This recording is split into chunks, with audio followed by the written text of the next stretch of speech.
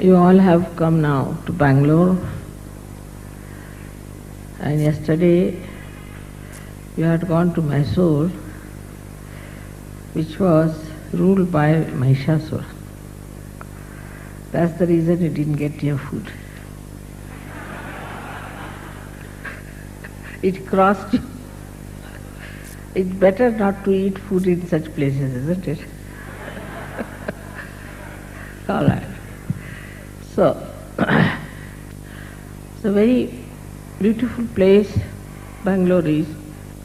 Climate is beautiful, and you'll find always these Rakshasas live in places like this.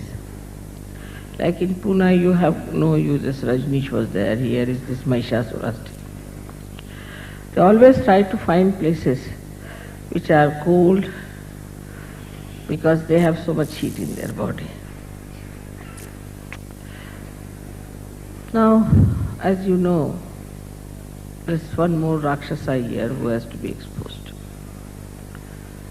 And this, today, through our puja, we should achieve.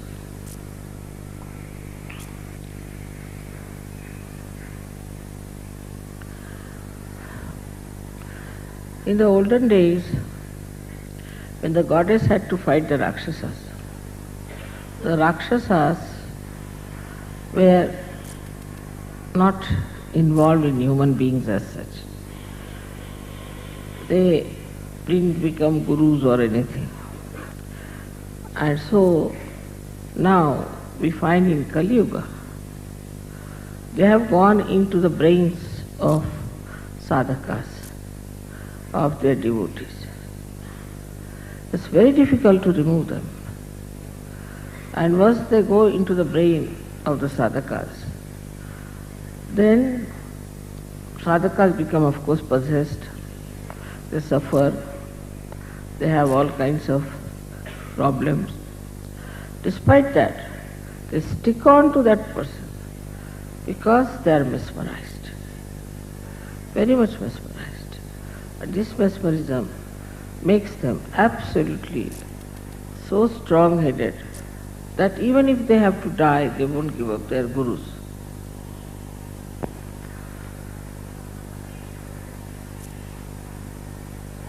The main thing is that in this Kali Yuga, there are so many sadhakas. They are running helter and skelter. They are running all over, trying to find out some way of finding the truth. While when the market is on, you get people to sell it also. So that's how so many have come up and are trying these things, tricks on people all over. Most of them have gone to the Western countries because people have money. Thank God we are not so rich in India that they could not befool us, especially in America. And Americans took to these people as a fish takes to water. Very simple. I went there and told them and warned them, they won't listen to me. They can't understand anything that you can get without money. But despite all that, so many of you have been able to come to Sahaja Yoga and get to the reality. It's your destiny. It's blessings to you of your previous lives that you could see it so clearly and come to Sahaja Yoga. And now you have grown so much. You have become so matured when you understand what others are doing is absolutely wrong.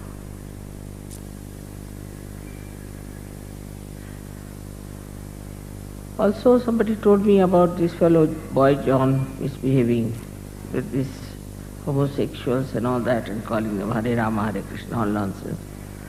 Then I discovered that this story is very prevalent in Kerala, where they say that Krishna, Vishnu when he became Mohini, he had a child from Shiva.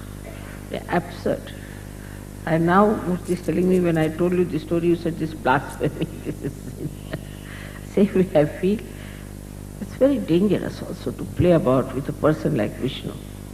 He's a very dangerous deity. Shiva ultimately is very dangerous, but it takes time with him. But as far as Vishnu is concerned, one has to be very careful. Misbehaving like this, I don't know what's going to happen to them. But they are so stupid. They are so stupid. One thing they should judge, that if this thing you are doing is good for them, is by God's blessings, then why should you get diseases? There is a regular 1 crore of people going to a nonsensical place where they have this Ayyappa business, and they wear black dresses for one month, and they have their beard and everything. They don't starve themselves. They go up miles together. They climb, do all kinds of things. That is a sort of a suffering for 1 month, and 11 months they do everything. This kind of a nonsense. So now it has become like a craze, like jogging or something like that in Kerala. And this year there were 1 crore of people doing this stupid nonsense. I mean, even in India we have such stupid people. You can see that. But the number is not so much, I must say, as it is in America, percentage. In India, we are very conditioned by this ritualism, especially in the south. We have lots of ritualistic things. And we are impressed by people if you take out some watches, Swiss-made watches and things like that. To them, it's something really remarkable that how can you have Swiss-made watches. Very simple people. They do not understand that none of the incarnations did these tricks. And that truth should be based on the tradition, on the Shastras. It cannot deviate. And whatever deviates is actually heretic and also is blasphemy. But as I told you the other day, that those people who talk of knowledge, like Sufis, who got their realization, real Sufis, they were called as heretics. They were thrown out of the religion. Also, the Christians, the early Christians who were Gnostics, were called as mad people, heretics. In the same way, those who are following stupid things and are following something that is very black and dark, negative, will definitely go against Sahaja and will say that this is something heretic or it is something that is blasphemy. But as you understand now what it is, we have to bring forth new laws that those who are not Sahajogis are actually, if they are practicing any religion, they are not doing the right thing. Slowly, as Vatican is getting exposed, and the Christian churches are getting exposed, even in India, so many such organizations are getting exposed, and people are understanding that this is very wrong. These ideas actually have come from incarnations. Like Adi Shankaracharya himself said, tatat kim, tatat kim, tatat kim. If you have not followed your guru, then tatat kim. So they said now, any guru can come from the jail, can be a smuggler, can be anything, characterless person. If you call him a guru, then he is a guru. Whatever we call somebody, say, we call somebody as a guru. And we stick on. This is my guru. What did the guru give to you? That nobody asks. We just feel happy, oh, very nice. It's like the worms clinging on to the lotus and say, oh, we have lotus. What about you? You are a worm still. What is the use of these lotuses? Whether that is lotus or a snake, God alone knows. So, a guru who doesn't talk of realization, who doesn't talk of kundalini, who doesn't talk of ascent, who doesn't talk of second birth, cannot be a guru. Minimum of minimum. So like we also believe in, say, Rama. I believe in Rama. So what? Are you obliging Rama or Rama is obliging you? I believe in Christ. So what? You believe in this, you believe in that. It's such an absurd idea, still I never understand when people say, I believe in this. But what does that make? What does that mean? You believe in Christ, you are leading a licentious life, you are doing all kinds of, but I believe in Christ. I believe in God, doing everything against divinity, and I believe. So, the question comes, what do you mean by believing? It's like, I believe it is silver. So what? It is silver. What does it make to you to believe by that saying something you have done great? What is great in that? Now if you say, I believe in Sri Mataji, so what? All right, you believe in me because of certain experience. Still what? Mataji should be in your life, should be in your expression, in your behavior, in your treatment to others, in understanding each other and loving each other. That is what impresses people. People say, all right, we'll come to Mataji, we'll just pray to her and go away, we'll not talk to her. Why? Because we believe in Mataji, finished. So now we have to understand that you believe in Sahaja Yoga. Of course it is Shraddha, it is not a blind faith, I agreed. But still belief has to penetrate into your being. This belief has to act, has to show results, it has to work out in every way.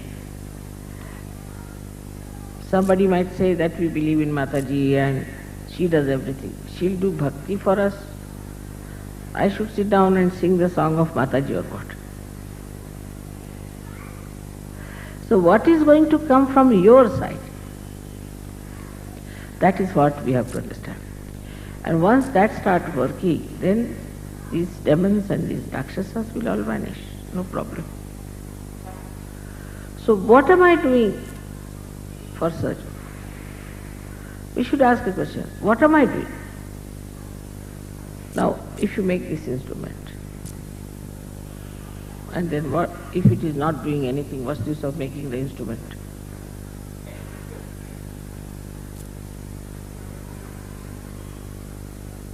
Now you are the light, you have got enlightenment. But what's the use of a light which is hanging somewhere, which is not giving light to anyone?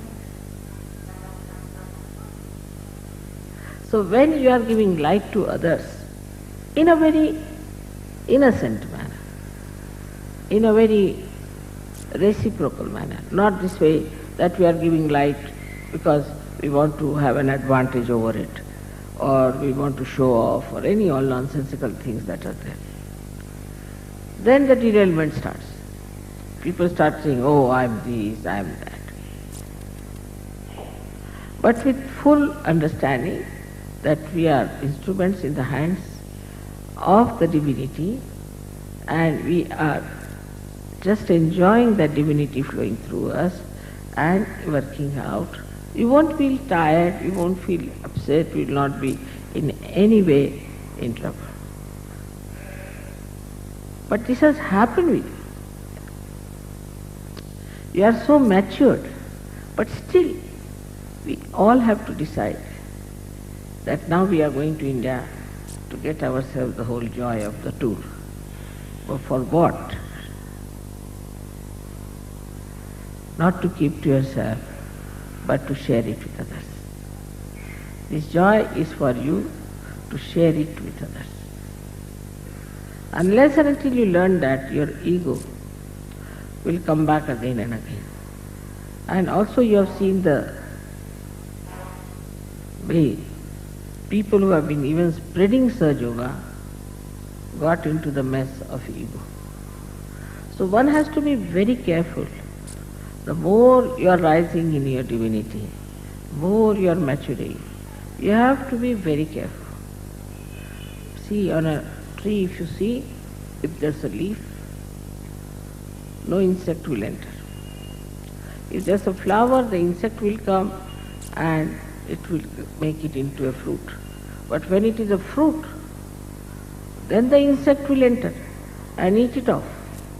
So when you are becoming a fruit, you have to be very careful that no insect should get into you. On the contrary, now you have capacity to destroy all the insects. And that is what is, I would say, is the stage where we should all come up to. So you are destroying insects on one side and satisfying people on the other side. Collectivity is, of course, no doubt, is the only way you can be cleansed. But the greater thing is to go out, all out, to find out where can I spread Sahaja? Where can I go? What is the nearest village I can go? Where will I work it out? All these things, the more you think, the better it is. And you start moving in that direction. Once you start moving in that direction, you will be surprised Sahaja Yoga will move ahead of you. You will meet the people whom you want. You will get all the necessary help that you want. Suddenly you will find some people who will come down and say, now, what can we do for you? Every type of help starts coming to you the way you expand yourself. It's like expanding your wings, like a bird does, and then you take off. But if you don't extend yourself, you keep Sahaja Yoga to yourself only. It doesn't. I know you love me very much, and you know I love you very much. But don't you think others should also share this love? Others should also have this. Now, when we start struggling, we also struggle with people who are very difficult, like my brother, my brother's son. No. Just don't go near Mai. Get away. Mai is the most difficult thing. You see, in my family, I don't touch them. Because once you go to Mai, they sit on your heads. Or maybe they'll sit on the heads of the Sahaja Yogis or something, nothing. So don't go to the people, she's my sister, no, nothing like that. What you have to do is to see what is beyond. And the more you will go beyond, the better it will be. See, you can see clearly, we worked so hard in Maharashtra. It is a useless place, I find. Maharashtrian Sahaja Yogis are few, very few, but whatever are there also not so good. While Delhi Sahaja Yogis, now here in Madras, in Bangalore, see what nice Sahaja Yogis are there. So much work I have done there.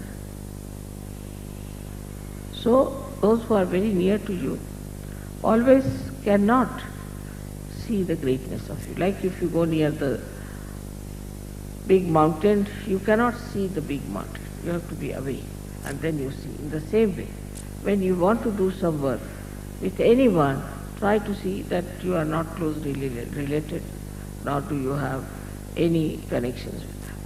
Something unknown. These people are much better for you to follow. And they will keep your attention tight, absolutely on you.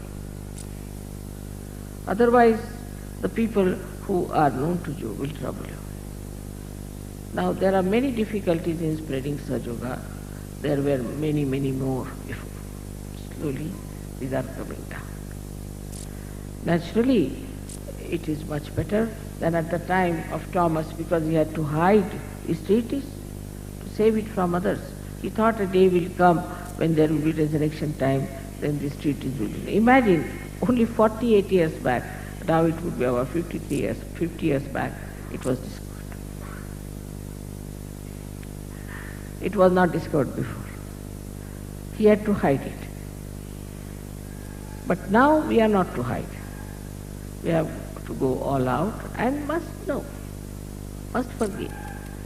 That, you see, ours is an open place where anybody can come in.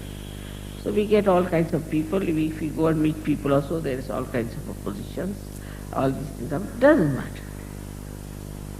Everything can be overcome. But first is your own initiative and your own lethargy which has to be overcome. Then it will start spreading out. Of course, we have already a lot of Sahajogis. In Russia, if you say, we have so many in thousands. But in every place, we can have lots of people now. And I'm sure this is a nice year where they say so predict that Sahajoga will grow very much this year. So this is the beginning we are starting today. I just wanted to tell you that you have the power. You have the Shakti within your reach. They said it was very cold one day before I came here. I said, don't worry. I didn't give bandhana. I just came here. And how they know? It's become all right. You are sitting in your kurta pajamas. Otherwise you would have been in your three-piece suit shivering. That's how it works. But you have to be that way dedicated. Now for all these Surya and Chandra and all these stars and the whole cosmos has only one thing to do, is to see that Sahajoga is spreading well, is settling well, and is achieving its goal. Every element is working it out. Everything is working. This Param Chaitanya is working out in so many ways. You are not to be convinced about me, I know. But now you have to be convinced about yourself that you have all the powers. I mean, I don't do anything really, to be very frank. If I could do everything, I would not have had it. I would have done it myself. But you have to do it. You are my channels. You are the channels of Shakti. But do it in a way which is gracious, which is beautiful, which is very satisfying. Like yesterday's that musician. He just wanted to entertain. He wanted to play. He was enjoying it. In the same way, we should want to do it. I don't have to tell you. And I'm sure in every area that you work, in every personality whom you meet, you can start talking about Sahajoga and tell them. It works. It acts. Moreover, it is behind you the whole power of all the deities. And in front is Sahajoga running forward, fast, is Param Chaitanya. Now the Sahajogis are coming, all right. Let them not eat their food, finished. Organize. Everything. So beautifully done. Now see the arrangements. I mean, I was thinking such few people here. And about 20 Sahajogis in Madras. Can you believe it? All this arrangement. How it's working out, how it is giving results is really remarkable. So have faith in yourself, have faith in all of them helping you, not to be nervous, and just go ahead. Because the Shakti is in you. You have the power. Every kind of power you have. I assure you, you have every power. Ask for it and you will have it. Whatever you ask for it, it will happen. But don't hesitate. As I said the other day that I make you sit on the throne. And also I put the crown on your head. And also I say now you are the king. But still you are running away and not believing me. looking this side with fear, am I king really? How can I be? That's not the way. Have faith in yourself. I'm very happy you all have come here.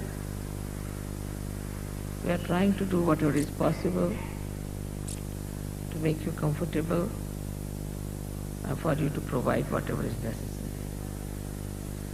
Of course, you are only just spirits and you try to find the comfort of your spirit. I know that you're very adjusting yourself. Everybody is surprised how you people from the West who just believe in materialism can take to Sahaja Yoga. They are quite surprised. But you are all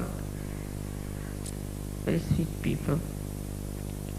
I think something very special who have come to Sahaja Yoga. And by God's grace, I am sure you will be the people who will be the foundation of Sahaja Yoga, and you will build the great mansion of Sahaja Yoga